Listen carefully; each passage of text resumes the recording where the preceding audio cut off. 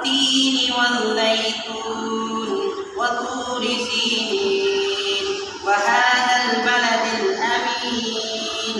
لقد خلقنا الإنسان في أحسن تقويم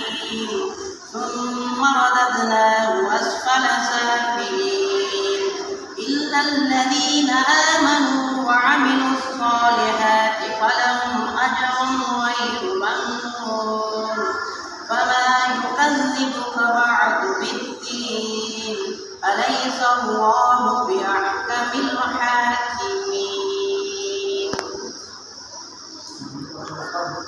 بسم الله الرحمن الرحيم إنا أنزلناه في ليلة القدر وما أدراك ما ليلة القدر ليلة القدر خير من ألف شهر